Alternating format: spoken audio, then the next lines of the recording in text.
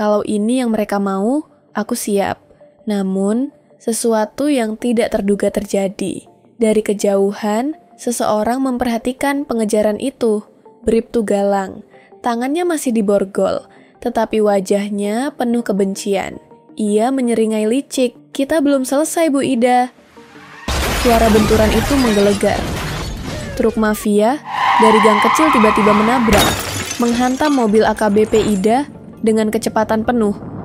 Kaca pecah berhamburan, rangka mobil penyok seperti kaleng, dan darah Ida mengalir deras di antara serpihan logam yang hancur. Oh ya, untuk kamu yang belum tahu, cerita lengkapnya polisi cantik mirip bule Eropa ini, yaitu AKBP Ida.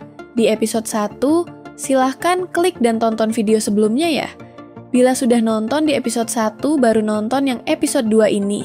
Karena ini ceritanya akan bersambung terus ke beberapa episode tentang polisi AKBP Ida diculik para mafia, lalu diperkosa bergiliran beramai-ramai, bahkan sampai AKBP Ida sampai hamil, punya anak, serta balas dendamnya AKBP ke para mafia.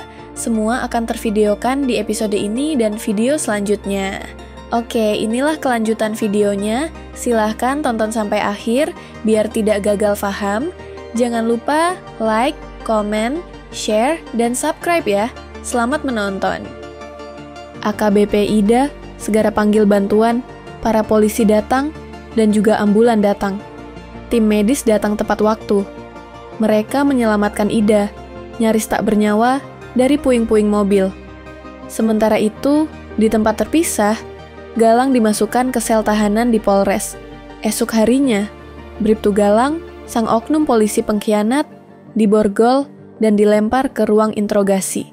Matanya masih menyala dengan amarah, dan sesuatu yang lebih berbahaya. Keyakinan bahwa ini belum selesai. Di rumah sakit Ida dirawat, suara monitor jantung, bip, bip, bip. Logaritma dengan tempo tidak stabil, Ida masih koma. 2 hari setelah insiden tabrakan, di rumah sakit, ruangan steril itu dipenuhi bau obat dan darah kering. AKBP Ida terbaring tak berdaya.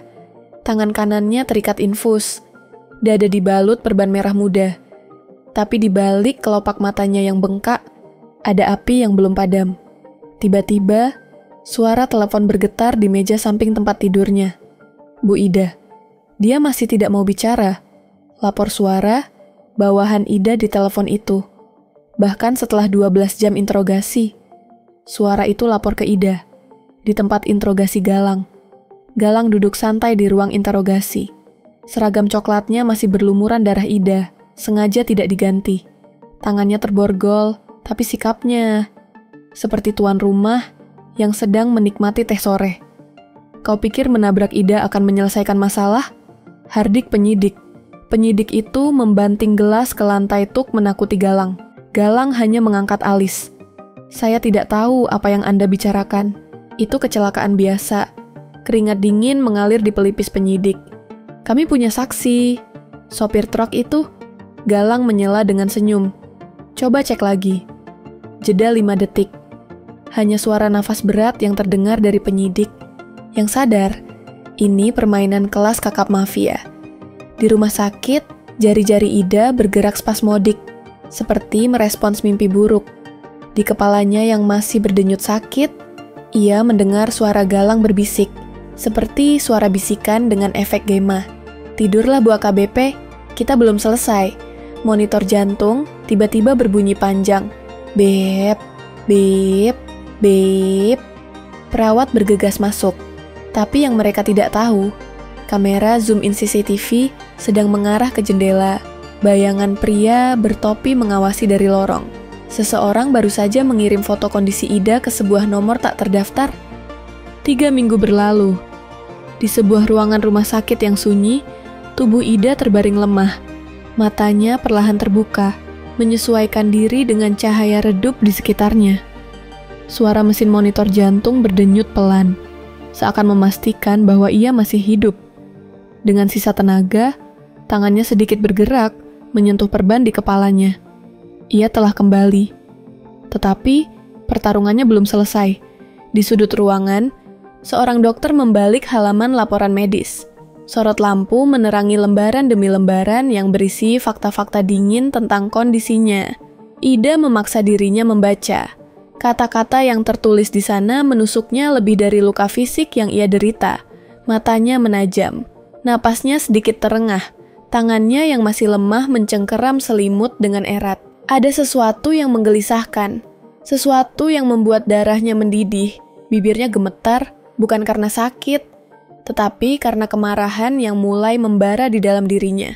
Di ruangan lain, dalam cahaya remang-remang, Bribtu Galang duduk di meja interogasi. Wajahnya penuh luka memar, tetapi ekspresinya tetap angkuh. Tiba-tiba, praka! Suara gelas air menghantam tembok, pecah berkeping-keping. "Siapa bosmu?" Suara penyidik menggema di ruangan sempit itu. Tapi Galang hanya tertawa, sinis, menantang. Ia tidak takut, tidak sedikit pun. Dengan wajah penuh kesombongan, ia bersandar santai di kursinya. Senyum kecil muncul di bibirnya sebelum ia berbisik pelan, namun jelas. "Kau pikir aku takut pada sel penjara? Mereka sudah menungguku." Sementara itu, di luar ruangan interogasi, seorang pria berseragam berdiri di lorong gelap. Cahaya ponselnya menjadi satu-satunya sumber penerangan. Jemarinya bergerak cepat di atas layar. "Bip!" Suara notifikasi terkirim. Pesannya singkat, namun isinya menandakan sesuatu yang lebih besar. "Siapkan kamar di LP Kedung Paneh." Dan malam itu, sebuah bayangan hitam mulai bergerak di balik layar. Hari ini adalah hari keadilan, atau seharusnya begitu. Ruang pengadilan untuk polisi. Polisi yang bersalah akan disidang, diadili, dan dipecat. Ruang sidang penuh sesak, wajah-wajah berbisik, mata-mata mencuri pandang. Tapi jangan tertipu, tak semua di sini mencari kebenaran. AKBP Ida Rahmawati duduk di barisan depan, matanya tajam, penuh luka yang belum sembuh. Tapi bukan luka fisik, ini lebih dalam dari itu. Jendela bergetar ditiup angin. Udara terasa berat. Lihatlah baik-baik, hakim ketua melirik jam tangannya. Terlalu sering, seolah menunggu sesuatu atau seseorang. Dua saksi kunci yang seharusnya menuntaskan kasus ini tiba-tiba sakit, tidak hadir. Bukti kunci hilang. Di bangku terdakwa, dua pria duduk tegap. Bribtu Galang, Kapolsek Hermawan. Mereka tidak tampak seperti orang yang terpojok. Tidak ada wajah penuh penyesalan. Tidak ada ketakutan. Galang mengenakan kemeja putih bersih, santai. Senyum tipis tersungging di sudut bibirnya. Hermawan duduk tegak. Tatapan tajamnya sesekali melirik ke arah Ida. Kertas berdesir. Keputusan sidang dibacakan. Vonis 15 tahun untuk Bribtu Galang, 20 tahun untuk Kapolsek Hermawan. Tepuk tangan terdengar, tapi hampa. Tidak ada emosi, tidak ada kepuasan. Hanya sebuah formalitas. Ida mengepalkan tangannya. Ini bukan keadilan. Ini hanya permainan yang sudah diatur dari awal.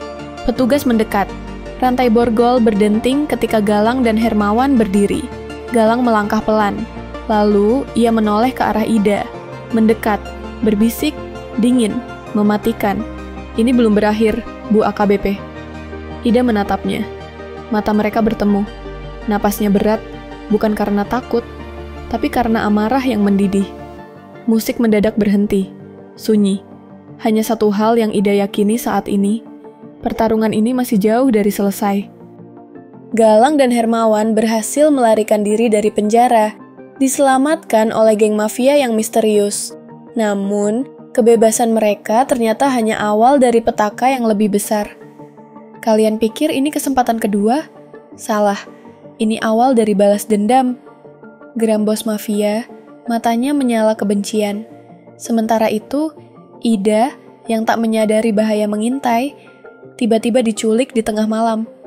Jeritannya hilang ditelan kegelapan.